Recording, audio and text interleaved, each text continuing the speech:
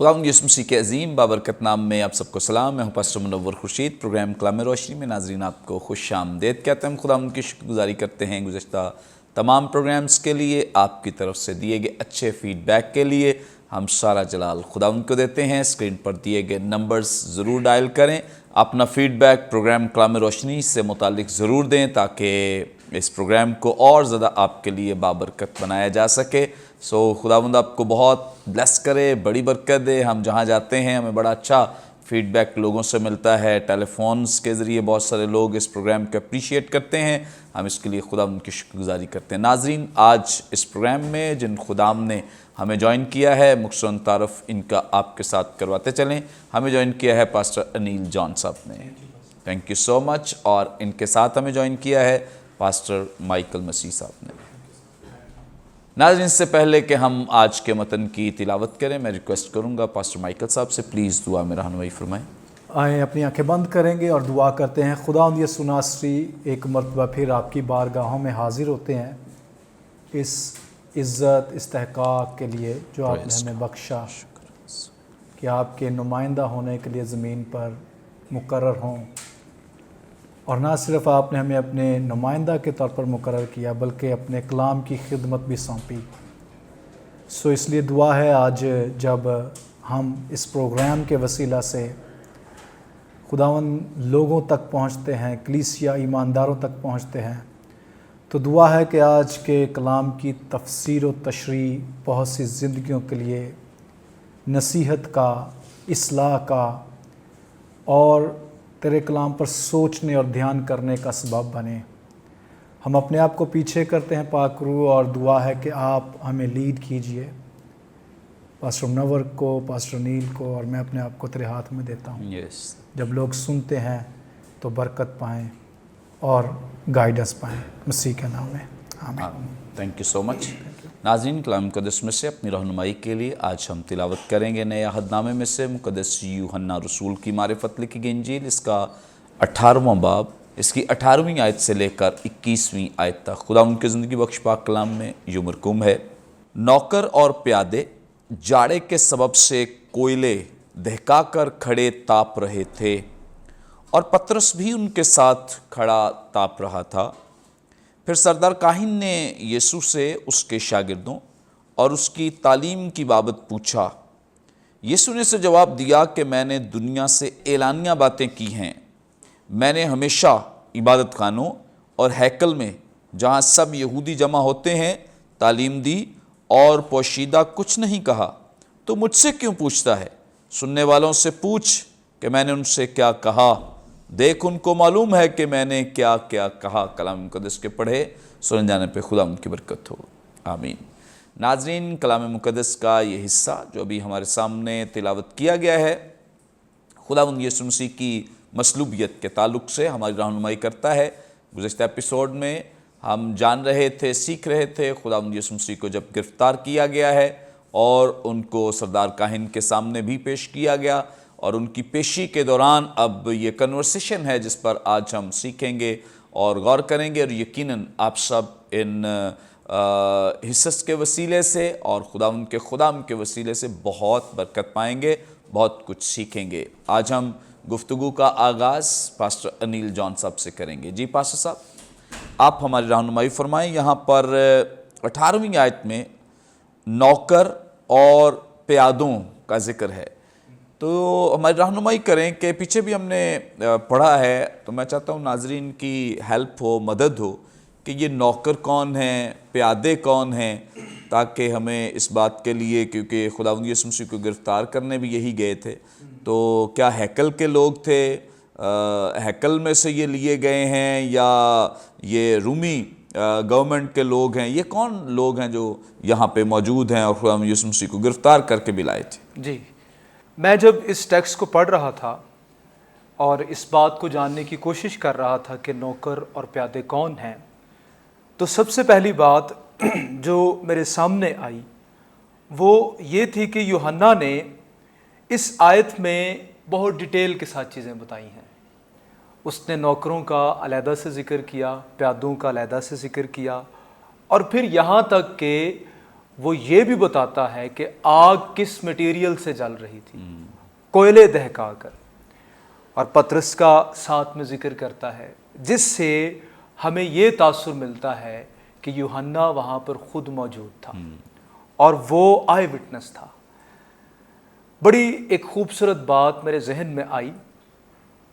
ایک رائٹر ہیں ورنر ویلاس، وہ پہلے ایک ڈیٹیکٹیو تھے اور کولڈ کیسز، جو ایسے کیسز ہوتے ہیں جن کو حل کرنا مشکل ہوتا ہے، یہ ان کی جاب تھی.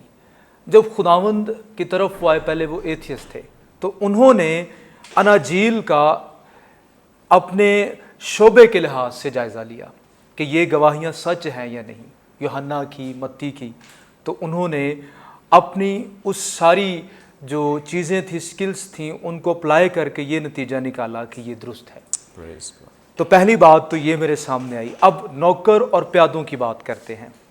یہاں پر جو لفظ نوکر ہے یہ سلیوز ہیں، اور یہ اس وقت کا جو کاہن تھا اس کے ہم ذاتی غلام بھی کہہ سکتے ہیں، کیونکہ نائٹ ٹائم میں اس وقت ایسے ہی نوکر ہو سکتے ہیں، سلیو ہو سکتے ہیں جو اس کے گھر میں تھے.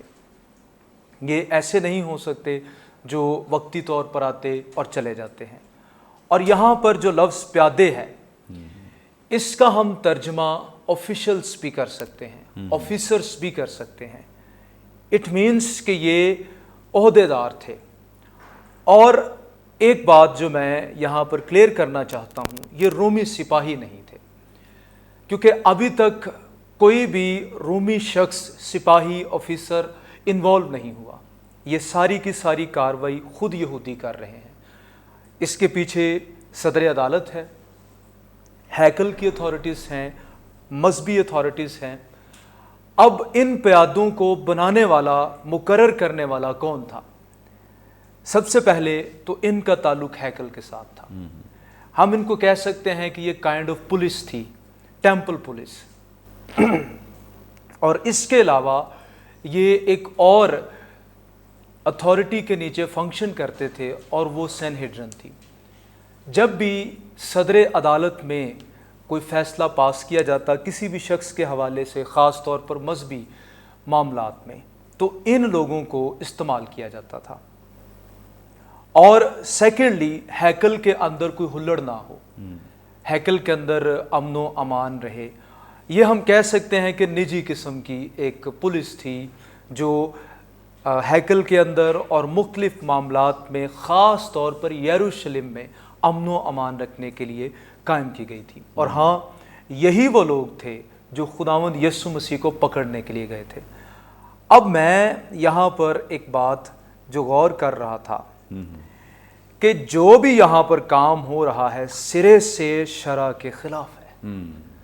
ان کو مقرر کیا گیا کہ یہ شرع کی پاسداری میں مدد کریں، کوئی ایسا فعل نہ ہو جو شرع کے خلاف ہو. اور یہ مورلیس شرع سے بھی واقف ہوتے تھے، لیکن ان کو ایک غیر قانونی کام کرنے کے لیے بھیجا گیا اور انہوں نے فالو کیا. اور آج بھی تقریباً ایسا ہی ہوتا ہے. یہاں پر جو پیادے ہیں یہ ہیکل کے ہیں، یہ رومی سپاہی نہیں ہیں. اور جو سلیو ہیں، نوکر یہاں پر لفظ استعمال ہوا ہے، یہ خاص طور پر کاہن کے غلام ہیں.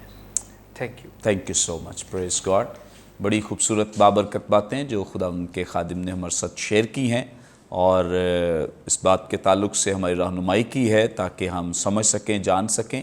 چونکہ ابھی تک یہ جو سلسلہ چل رہا ہے یہ بڑا مذہبی قسم کا، اسپیسیفکلی مذہبی بنایا جا رہا ہے تاکہ کوئی مذہبی خداوند یسوع مسیح پر الزام لگایا جائے. لیکن ہم دیکھتے ہیں کہ جو پورا کیس ہونے کے بعد بھی یہ بات کوئی ثابت، مذہبی طور پر بھی الزام جو ہے وہ ثابت نہیں کر سکے ہیں. اس لیے یہاں پر جو ہیکل کی پولیس ہے وہ بھی موجود ہے، کچھ سردار کاہن کے جو سیکیورٹی گارڈز ہیں وہ بھی موجود ہیں، اور ان سب کی موجودگی میں یہاں پہ خداوند یسوع مسیح پر یہ جرح کی جا رہی ہے یا خداوند یسوع مسیح پر مقدمہ چلایا جا رہا ہے. آگے بڑھیں گے اور ہم پاسٹر مائیکل صاحب سے جانیں گے पास्टर साहब, आप हमारी रहनुमाई फरमाएं। यहाँ पर जो 18वीं आयत है, जब हम नौकर और प्यादों के ताल्लुक से सीख रहे हैं, तो कलाम बयान करता है कि जाड़े के यानी सर्दी के सबब से कोयले दहका कर खड़े ताप रहे थे।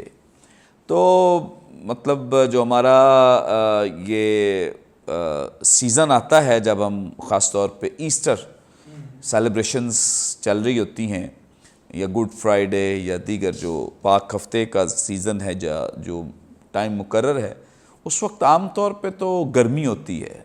तो हमारी रहनुमाई फरमाएं कि यहाँ पे जाड़े का मौसम लिखा है, तो क्या मतलब क्या सबब है, क्या वजह है कि यहाँ पे ये कोयले दहका रहे हैं या आग ताप रहे हैं? जी थैंक यू। ऑब्वियसली पहली बात जो बड़ी क्लियर है टेक्स्ट से कि वो जाड़े के दिन थे, यानी कि विंटर सीज़न था।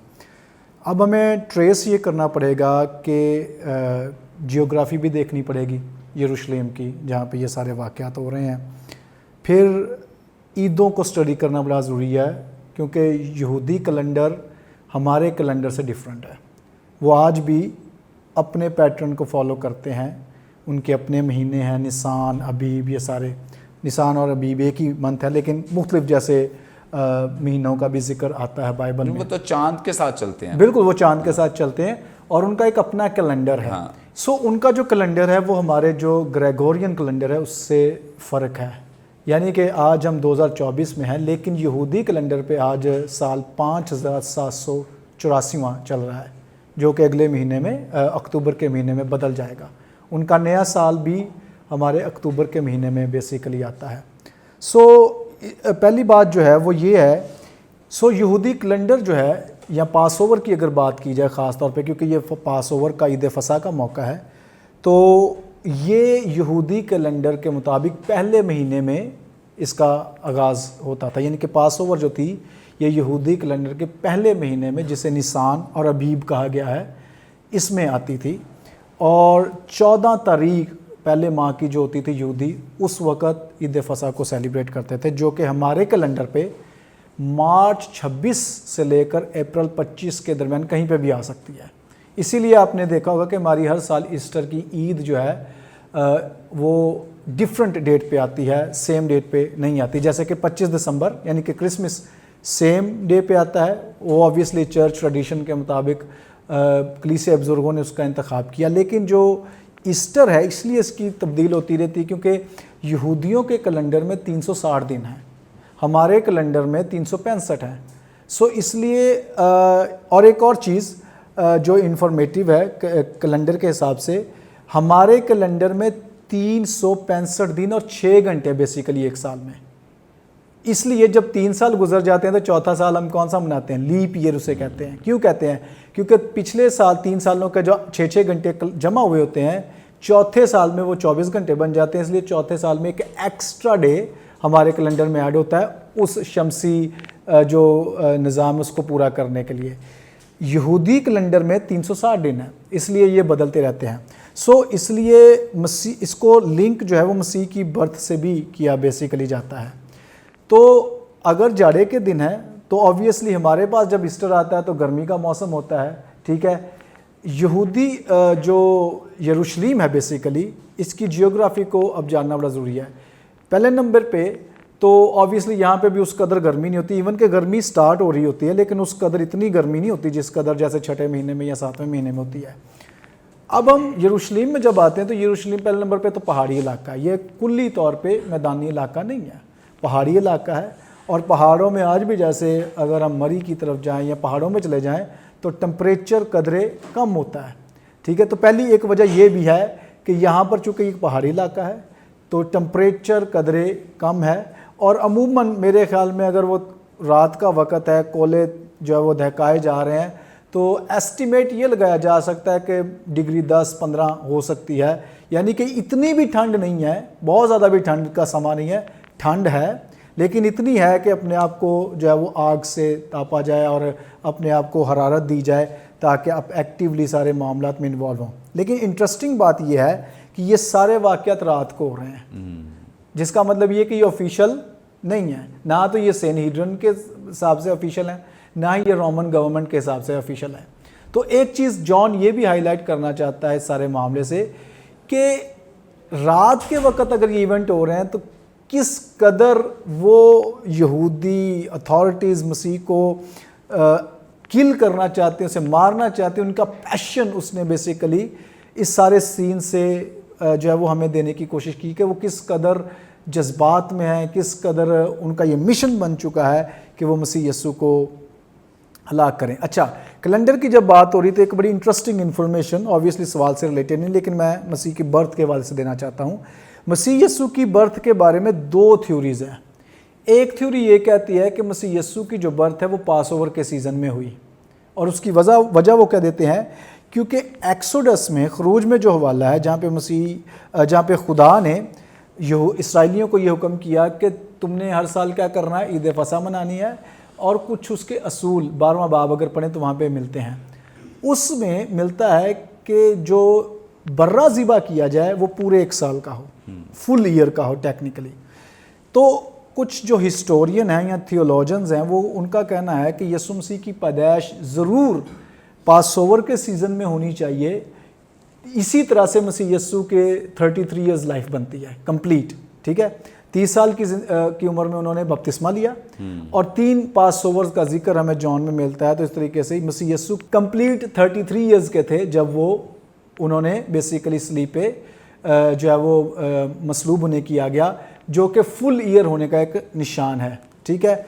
دوسرا اس کا کلو ہمیں جان کی گاسپل میں یہ بھی ملتا ہے کہ جب مسیح یسوع نے بپتسمہ لیا تو ان کی آزمائش کے فوراً بعد وہ ہمیں ایک سین ملتا ہے کہ یسوع مسیح اپیئر ہوتے ہیں، اور جان ان کو کہتا ہے کہ یہ خدا کا برہ ہے جو جہاں کے گناہ اٹھا لیے جاتا ہے۔ کامنٹیٹرز کہتے ہیں کہ ٹیکنیکلی سین یہ تھا کہ مسیح یسوع بروں میں اصل میں چلتا ہوا آ رہا تھا۔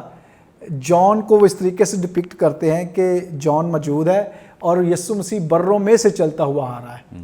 کیوں جان یسوع مسیح بروں میں سے چلتا ہوا آ رہا ہے؟ کیونکہ یہ وہ سیزن ہوتا تھا پاس اوور کا جب برے مزید بروں کو جنم دیتے تھے۔ پورے سال میں صرف ایک ہی سیزن ایسا ہے جس میں برے مزید بروں کو جنم دیتے ہیں، وہ ہے مارچ سے اپریل کا، جو کہ پاس اوور میں فال کرتا ہے۔ یسوع مسیح کا بروں میں سے آنا اور جان کا یسوع مسیح کو خدا کے برے کے طور پہ ڈکلیئر کرنا بھی وہ اس بات سے اندازہ لگاتے ہیں کہ جب مسیح نے بپتسمہ لیا تو تب پاس اوور کا سیزن تھا، اس لیے یسوع مسیح کی مصلوبیت کو وہ جوڑتے ہیں پاس اوور کے سیزن کے ساتھ، اور اس کی عمر کو فل ایئر ہونے کا نام دیا جاتا ہے 33۔ دوسری تھیوری یہ کہتی ہے کہ نہیں، یسوع مسیح عید خیام کے موقع پر وہ پیدا ہوئے، ٹھیک ہے، جو تیسری عید ہے۔ کیوں؟ کیونکہ وہ جان کی گاسپل سے کلو لیتے ہیں کہ جان نے یسوع مسیح کو کیا کہا ہے کہ وہ مجسم ہوا اور ہمارے درمیان رہا۔ جو لفظ مجسم ہے بیسیکلی اس کا مطلب ہے خیمہ زن ہونا۔ کامنٹیٹرز کہتے ہیں کہ جان ہمیں یہ انڈیکیشن دے رہا ہے کہ یسوع مسیح کی پیدائش جو ہے وہ عید خیام میں ہونی چاہیے، اور اس لیے عید خیام میں ہونی چاہیے کیونکہ یہ وہ لمحہ تھا جب یہ انڈرسٹینڈ کیا جاتا ہے کہ خدا اپنے لوگوں کے درمیان رہنے آتا ہے۔ مسیح کی صورت میں یہوہ خدا اپنے لوگوں کے درمیان رہنے آ گیا، جس کا اعلان جان کرتا ہے۔ اگر دوسری تھیوری کو مانا جائے تو پھر یسوع مسیح کی ایج بنتی ہے 33 سال اور ہاف ایئر، یعنی کہ 33.5 سال، ٹھیک ہے۔ جو بھی تھیوری ٹرو ہے، واٹ ایور، یہ ایک چیز شور ہے کہ جب مسیح یسوع کو مصلوب کیا جا رہا ہے، سردی کا موسم ہے، اور سردی کے موسم کی ایک جیوگرافیکل وجہ یہ ہے کہ یہ پہاڑی علاقہ ہے۔ بہت شکریہ، تھینک یو سو مچ۔ بڑی خوبصورت بابرکت باتیں جو خدا ان کے خادم نے ہمارے ساتھ شیئر کی ہیں، اور بہت سارے لوگ جو ہیں وہ اکثر یہ سوال پوچھتے ہیں کہ ہم ایسٹر گرمی میں کیوں مناتے ہیں، یہ تو سردی کا ذکر ہے۔ تو اب بات کلیئر ہو گئی ہے، واضح ہو گئی ہے، کیونکہ وہاں پہ چونکہ موسم ایسا ہی تھا، اور آج بھی بہت سارے ممالک میں اگر وہاں سردی ہے تو یہاں گرمی ہے، یہاں سردی ہے تو ادھر گرمی ہے۔ جیسے کہ ابھی بھی ساؤتھ افریقہ میں اور آسٹریلیا میں کے خطوں میں سردی ہے، یہاں پہ گرمی ہے، لیکن جیسے یہاں پہ سردی آئے گی وہاں پہ گرمی ہو جائے گی۔ تو مختلف ممالک میں مختلف موسم ہوتا ہے، لیکن ایسا نہیں ہے کہ ہم جس خطے میں رہتے ہیں وہی موسم اپلائی کریں ان دنوں میں کہ ہاں وہی موسم وہاں پہ ہونا چاہیے یا اس کا ہی تذکرہ ہونا چاہیے۔ ہمیں بائبل مقدس کو اس طرح سے سمجھنا ہے کہ جس کانٹیکسٹ میں یہ لکھی گئی ہے، جس موسم کا ذکر کیا گیا ہے، حالات کا ذکر کیا گیا ہے، خطوں کا ذکر کیا گیا ہے، ان تمام چیزوں کو ایسے ہم سمجھیں گے تو ہم زیادہ بائبل مقدس کو سمجھ سکتے ہیں۔ لیکن اگر آج کے ہم اپنے خطوں کے لحاظ سے سمجھیں کہ نہیں یہ آج یہاں پہ ہے تو بائبل میں یہ کیوں لکھا ہے، تو پھر بہت سارے لوگ کنفیوز رہتے ہیں، پریشان رہتے ہیں۔ اچھا ہے کہ بائبل مقدس جس ماحول میں لکھی گئی ہے، تحریر کی گئی ہے، اسی ماحول میں سے انڈرسٹینڈ کریں تو زیادہ آپ کے لیے بابرکت ہوگا۔ ناظرین، یہاں پہ وقت ایک بریک کا لیں گے، ایک شارٹ بریک۔ ہمارے ساتھ رہیے، دیکھتے رہیے پروگرام کلام روشنی۔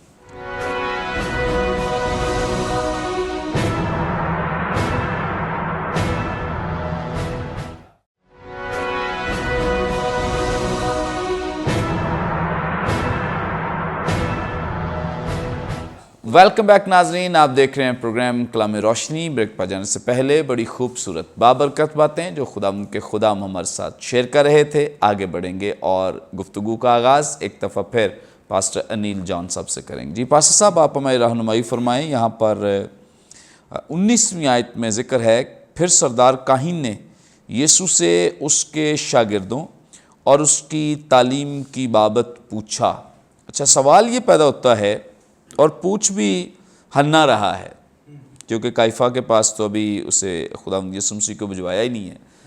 پوچھنا یہ ہے آپ سے، سوال یہ ہے کہ یہ کس اختیار کے تحت خداوند یسوع مسیح سے سوال کرتے، اس کے پاس کیا اتھارٹی ہے، کیا اختیار ہے، یا یہ لا قانونیت ہے، مطلب اللیگلی سارا کچھ چل رہا ہے؟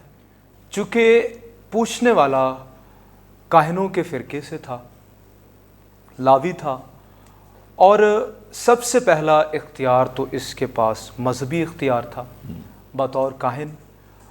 یہ جتنے بھی یروشلم کے اندر اسرائیل کے مذہبی معاملات تھے ان کو لیڈ کرنے والا شخص تھا۔ تو ایک تو اس کے پاس مذہبی اختیار ہے کیونکہ معاملہ بھی مذہبی ہے۔ مسیح خداوند پر جتنے بھی ایلیگیشن لگائے گئے ہیں وہ مذہبی ہیں، اور اس کے علاوہ مذہبی اعتبار سے دیکھیں تو جو سینہڈرن تھی وہ ایک مذہبی قسم کی جماعت تھی، اس میں 70 بزرگ تھے جن میں زیادہ تر شرع کے علماء شامل تھے۔ تو اس لیے یہ ان کو بھی لیڈ کرتا تھا، ان کی سربراہی کرتا تھا، اس لیے اس اختیار کے تحت یہ اس معاملے کو حل کر رہا ہے۔ اینڈ دین اس کے پاس سیاسی اختیار تھا۔ وہ کس طرح سے؟ بین العہدین یا انٹر ٹیسٹمنٹل پیریڈ، یہ ملاکی کی کتاب سے لے کر متی کی کتاب تک، سائلنس پیریڈ 400 سالہ یہ پیریڈ ہے۔ تو اس دوران ایک شفٹ آئی تھی۔ شفٹ یہ آئی کہ کاہن جو تھے وہ لاوی گھرانے سے ہی نہیں ہوتے تھے، وہ یہودی بھی بن جاتے تھے، اور کاہن کا عہدہ وہ مذہبی صرف نہ رہا بلکہ سیاسی بن گیا۔ کئی ایسے حکمران یونانی آئے، رومی آئے بعد میں، انہوں نے یہاں تک کیا، خاص طور پر یونانیوں نے، کہ جو کاہن تھے اس کو ناظم بھی بنا دیا جاتا کہ وہ سیاسی معاملات کو بھی ہینڈل کرے۔ اس لیے خداوند یسوع کے دور میں جو کاہن ہوتا تھا اس کے پاس صرف مذہبی اختیار نہیں ہوتا تھا، اس کے پاس کچھ اختیار رومی حکومت کی طرف سے سیاسی بھی ہوتا تھا کہ یہ معاملات کو نجی طور پر ہمارے بہاف پر ہینڈل کر سکتا ہے۔ تو اس طرح سے وہ جو نیم مذہبی اور نیم سیاسی جماعت سینہڈرن تھی، اس کا نیم مذہبی اور نیم سیاسی رہنما ہوتے ہوئے اس اختیار کو ایکسرسائز کر رہا تھا۔ لیکن ویری امپورٹنٹ تھنگ، حالانکہ اس وقت مذہبی عہدیدار، سیاسی عہدیدار وہ بدعنوان ہو چکے تھے، کرپٹ ہو چکے تھے، لیکن اس بات کو نکارنا مشکل ہے کہ خداوند یسوع مسیح کو ان کے حوالے کرنے والا خود آسمانی باپ تھا۔ خداوند یسوع نے کہا پیلاطوس کو کہ اگر آسمان سے تجھے اختیار نہ ملتا تو تیرا مجھ پر کوئی اختیار نہ تھا۔ یہی بات ہم اس شخص پر بھی اپلائی کر سکتے ہیں کہ اس وقت اس گھڑی میں اس کو آسمان کی طرف سے اختیار دیا گیا، سوورن گاڈ، اس نے اپنے بیٹے کو مذہبی طاقتوں، سیاسی طاقتوں، رومی طاقت کے حوالے کر دیا تاکہ وہ ہماری خاطر مصلوب ہو۔ تو ان اے وے اس کے پاس خدا کی طرف سے بھی اختیار تھا جس کو وہ ایکسرسائز کر رہا تھا، کیونکہ سامنے جو شخص کھڑا ہے جس کی مقدمہ بازی چل رہی ہے وہ کوئی عام شخص نہیں ہے، وہ خدا کا بیٹا ہے، وہ الہی شخصیت ہے جس کے خلاف یہ ساری کارروائی کر رہے ہیں۔ تو 3 قسم کے اختیارات اس کے پاس ہیں۔ پہلے نمبر پر مذہبی ہے، دوسرے نمبر پر سیاسی ہے، اور تیسرے نمبر پر خدا کی طرف سے ہے۔ اب میں اس بات کو اگر کلیسیا پر اپلائی کروں یا اپنی زندگی پر، اکثر جب کلیسیا پرسیکیوشن کا شکار ہوتی ہے، مذہبی طاقتیں، سیاسی طاقتیں ان کو پرسیکیوٹ کرتی ہیں، تو ہمیں اس بات کو سوچ کر مطمئن رہنا ہے کہ الٹیمیٹلی خداوند تخت نشین ہے، وہ یہ سب ہونے دے رہا ہے، اس میں کلیسیا کے لیے بھلائی ہے جس کی وجہ سے وہ یہ سب کچھ کر رہا ہے۔ اگر وہ چاہے تو اپنے بیٹے کو بھی بچا سکتا تھا، آج کلیسیا کو بھی بچا سکتا ہے، لیکن وہ ہمیں مصیبت کی جو بھٹی ہے اس میں جانے دیتا ہے تاکہ ہم پیور ہو جائیں اور خداوند کو جلال ملے۔ اس لیے ہمیں تسلی رکھنی چاہیے اور وہ خدا جو تخت نشین ہے اس پر ہمیشہ بھروسہ کرنا چاہیے۔ تھینک یو سو مچ۔ بڑی خوبصورت بابرکت باتیں جو خداوند کے خادم نے ہمارے ساتھ شیئر کی ہیں، اور یقیناً اگرچہ وہ اس وقت سردار کاہن تو نہیں لیکن اختیار اس کے پاس سٹل موجود ہے، چونکہ رومی گورنمنٹ کا ان دنوں میں بڑا اثر و رسوخ تھا سردار کاہن سنہیڈرن میں، اس لیے کیونکہ سردار کاہن ان کی مرضی سے ہی آتے تھے۔ پہلے تو ان کی مرضی سے نہیں چلتا تھا، لیکن اب چونکہ رومی گورنمنٹ کے تابع ہیں یہ سب، تو اب موجودہ دور میں جب خداوند یسوع مسیح یہاں پر موجود ہیں تو ان دنوں میں یہ لوگ جو ہیں یہ زیادہ تر مداخلت کرتے ہیں انتظامات میں، اسی لیے ہیرودیس کو بادشاہ بنوانے میں بھی ان کا ہی ہاتھ تھا، کیونکہ لوگ تو پسند نہیں کرتے تھے ایسے کئی فیصلے جنہیں لوگ اپنے لیے اچھا نہیں سمجھتے تھے، پسند نہیں کرتے تھے۔ رومی گورنمنٹ انوالو ہو کر وہ فیصلے اپنے لیے کرتی تھی، یہودیوں کے فائدے کے لیے کم اور زیادہ تر اپنے فائدے، کیونکہ وہ چاہتے تھے کہ ہمارے اثر و رسوخ کے لوگ جو ہیں وہ یہاں پہ موجود رہے۔ اکثر خداوند یسوع مسیح کے پاس بھی آپ کو یاد ہے کہ بہت سارے ہیرودی آتے تھے سوال پوچھنے کے، وہ بھی کوئی یہودیوں کی طرف سے نہیں تھے بلکہ وہ گورنمنٹ کی طرف سے ہی آتے تھے سوال پوچھنے کے لیے۔ ایسے بہت سارا چونکہ ان کا انفلوئنس ہے، اثر و رسوخ ہے، تو اس بنا پر خیال کیا جاتا ہے کہ سٹل اس کے پاس بہت سارے اختیارات جو ہیں موجود ہیں۔ ہے یہاں پہ سب کچھ اللیگل، کیونکہ اس کے پاس آفیشلی جیسے ہونا چاہیے، جیسے پہلے جن چیزوں کو یہ فالو کرتے تھے اس کے تحت ان کے پاس ابھی یہ رائٹ نہیں ہے کہ یہ موجودہ سردار کاہن بھی نہیں ہے اور اس کا کوئی عہدہ بھی نہیں، اس کے باوجود یہ اسی طرح سے اس عہدے کو ایون کہ اپنا آفس بھی ویسے ہی استعمال کر رہا تھا، کیونکہ جو موجودہ سردار کاہن ہے وہ اس کا اپنا رشتہ دار ہے، اس لیے یہ ان اختیارات کو بھی ایسے ہی دلیری کے ساتھ استعمال کر رہا ہے۔ آگے بڑھیں گے اور پاسٹر مائیکل سے جانیں گے۔ جی پاسٹر مائیکل صاحب، آپ ہماری رہنمائی فرمائیں۔ یہاں پر جب سوال کیا گیا ہے سردار کاہن کی جانب سے تو 20ویں اور 21ویں 2 آیات ہماری رہنمائی کرتی ہیں۔ یسوع نے اسے جواب دیا کہ میں نے دنیا سے اعلانیہ باتیں کی ہیں، میں نے ہمیشہ عبادت خانوں اور ہیکل میں جہاں سب یہودی جمع ہوتے ہیں تعلیم دی اور پوشیدہ کچھ نہیں کہا۔ تو مجھ سے کیوں پوچھتا ہے؟ سننے والوں سے پوچھ کہ میں نے ان سے کیا کہا، دیکھ ان کو معلوم ہے کہ میں نے کیا کیا کہا۔ اچھا، خداوند یسوع مسیح اتنی ڈیٹیل بات کر رہے ہیں لیکن خداوند یسوع مسیح اس کے سوال کا جواب نہیں دے رہے، کیا وجہ ہے کہ خداوند یسوع مسیح نے اس کے سوال کا جواب کیوں نہیں دیا؟ جی یہ بہت انٹرسٹنگ ہے کہ جان نے آئرنی کا استعمال کیا ہے کہ سوال کچھ پوچھا گیا لیکن یسوع مسیح اس کے سوال کا جواب ڈائریکٹ ہاں نہ میں یا جیسے شاید اس کو الیبوریٹ ہائی پریسٹ چاہتا ہے کیا جائے اس طور سے نہیں کیا، بلکہ مسیح یسوع نے اپنی ٹیچنگ اس کو ایک تو بتایا کہ پبلک ہے، وہ چھپی نہیں ہے، وہ پرائیویٹ میں نے 4-5 لوگوں کو کچھ نہیں کہا، بلکہ یہ پبلک ہے، ایوری باڈی نوز کہ میں کیا ٹیچ کر رہا ہوں، تو یہ کوئی چھپی بات نہیں، اور آبویسلی ہائی پریسٹ کو بھی اس کا آئیڈیا ہوگا کہ مسیح کیا ٹیچنگ دے رہے ہیں۔ انٹرسٹنگ بات میرے لیے جو یہ ہے، شاید ہائی پریسٹ مسیح یسوع کا جو سورس آف اتھارٹی ہے اس کو جاننا چاہتے ہیں، اگرچہ شاید وہ انٹرسٹڈ نہیں ہے کہ مسیح کی تعلیم کیا ہے یا مسیح کے نے جو کچھ اپنی خدمت میں کیا ہے۔ اب اس کے پیچھے बड़ी कनिंगनेस है, मकारी मौजूद है या श्रूडनेस मौजूद है हाई प्रीस्ट की, क्योंकि अगर मसीह यीशु की ये साबित हो जाता है कि अथॉरिटी ठीक नहीं है या लीगल नहीं है या सोर्स ऑफ उसका जो मिनिस्ट्री है वो ठीक नहीं है, तो उसे फॉल्स प्रॉफिट, झूठा नबी डिक्लेयर करना बड़ा आसान है। और झूठे नबी के लिए उनकी शरीयत ये बयान करती है इस्तिस्ना की किताब के मुताबिक कि अगर कोई शख्स अपने आप को नबी डिक्लेयर करता है, झूठी तालीम देता है, झूठी नबूवतें करता है, तो उसको मार दिया जाए और वो लीगल है, ठीक है। सो मसीह यीशु की जो अथॉरिटी है बेसिकली वो ट्रायल पर है।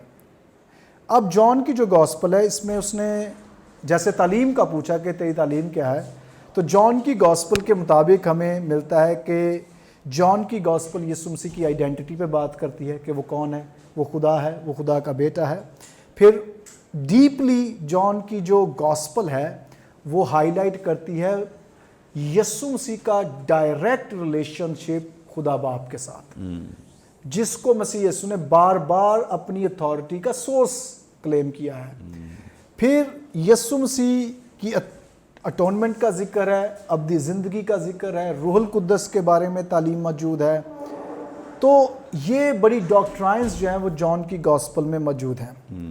लेकिन इसके बरक्स यीशु मसीह ना तो नबियों की लाइन में से हैं, अगरचे नबी किसी भी कबीले से हो सकते थे, ना ही यीशु मसीह लावियों के कबीले में से जो उसे क्वालिफाई करे एक प्रीस्ट होने के लिए, ना ही यीशु मसीह डायरेक्ट रॉयल फैमिली से बिलोंग करते हैं जो उसको किंग होने के लिए मुकर्रर किया जा सके। अगरचे हमारा मानना है, बाइबल एविडेंस देती है कि यीशु मसीह दाऊद की नस्ल से हैं, इसलिए वो बादशाह हो सकते हैं। लेकिन जिस फैमिली से यीशु मसीह आते हैं, यूसुफ की फैमिली से, अगरचे वो दाऊद के ख़ानदान से बिलोंग तो करती है, लेकिन डायरेक्ट शायद शाही तौर पर उनका वैसा स्टेटस नहीं है। सो ना ही यीशु मसीह का कोई ताल्लुक सदर अदालत से है जहाँ से अथॉरिटी जनरेट होती है, ना ही उनका ताल्लुक डायरेक्ट किसी इन्फ्लुएंशियल ग्रुप से है जो कि फ़ैरिसी हैं, सदूकी हैं या स्क्राइब्स हैं। सो इंटरेस्टिंग बात यह है कि यीशु मसीह की अथॉरिटी आती कहाँ से है। अगरचे यीशु मसीह की तालीमात वो सारी हैं जो फ़रीसी तबका मानता था, जैसे फ़रीसी जो थे वो मुर्दों की क़यामत पर जो है वो बिलीव करते हैं, और भी टीचिंग्स जो है लॉ की, तो यीशु मसीह को अगरचे कैटेगराइज एज ए फ़रीसी किया जाता है, लेकिन डायरेक्ट रिलेशनशिप किसी भी इन्फ्लुएंशियल ग्रुप के साथ मसीह का नहीं है। सो काहिन, ये जो सरदार काहिन है, ये इंटरेस्टेड मसीह की अथॉरिटी को जानने में है, ठीक है।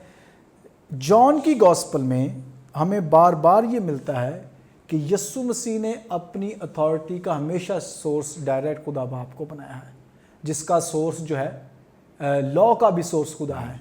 जॉन ये अपनी गॉस्पल के शुरू में क्लियर कर देता है कि शरीयत तो मूसा के ज़रिए से दी गई, लेकिन फजल और सच्चाई मसीह यीशु के वसीला से आए। सो टेक्निकली जॉन यीशु मसीह की सोर्स ऑफ अथॉरिटी को उसी वक्त इस्टेब्लिश कर देता है कि मसीह की जो अथॉरिटी है मिनिस्ट्री की, टीचिंग्स की, वो खुदा बाप खुद है। क्यों सरदार काहिन ये चाहता है कि ऐसा किया जाए? क्योंकि अगर वो मसीह की अथॉरिटी को इलीगल प्रूव कर देगा तो इसका मतलब है उसकी टीचिंग्स दुरुस्त नहीं है, और अगर उसकी टीचिंग्स दुरुस्त नहीं है तो जैसे मैंने शुरू में कहा था कि उसे फॉल्स प्रॉफिट क्लेम करना आसान हो जाएगा, और अगर उसे फॉल्स प्रॉफिट क्लेम कर दिया जाएगा तो उसकी टीचिंग्स वहीं पर दब कर रह जाएंगी, और उनके पास भी एक लीगल सबूत आ जाएगा कि मसीह सज़ा के लायक है, और ना सिर्फ सज़ा के लायक है बल्कि मौत की सज़ा के लायक है। सो इसलिए यीशु मसीह का जो आंसर है वो बड़ा डिप्लोमेटिक है, ठीक है। डिप्लोमेटिक इन सेंस के यीशु मसीह ने उसे डायरेक्ट हाँ ना में जवाब नहीं दिया या एक्सप्लेन नहीं करना शुरू कर दिया कि मेरी टीचिंग्स ये हैं, मैं तो यार जो है मेरी टीचिंग्स तो ठीक हैं, राइट, मेरी टीचिंग्स लॉ के मुताबिक ठीक है। यीशु मसीह ने अपने आप को सेल्फ एक्सप्लेन नहीं किया, बल्कि उसको एक काउंटर क्वेश्चन से उसको आंसर किया है کہ بھائی سب لوگوں کو پتا ہے کہ بھائی تعلیم کیا ہے. عبادت خانوں سے پوچھو میں نے وہاں پہ کیا سکھایا ہے, عام لوگوں سے پوچھو میں نے انہیں کیا سکھایا ہے, نشانات معجزات ہوئے ہیں, کلام کی ڈیمونسٹریشن ہوئی ہے, اور میں نے کسی بھی چیز کو جو بائبل سے ریلیٹڈ ہے یا لا سے ریلیٹڈ ہے چیلنج کبھی نہیں کیا, بلکہ اس کو اپ ہولڈ کیا ہے, اس کی اتھارٹی کو قائم رکھا ہے, صرف کریکشن کی ہے جہاں ضرورت ہے, صرف درستگی لانے کی کوشش کی ہے. اس لیے میری جو تعلیم ہے یہ اللیگل نہیں ہے.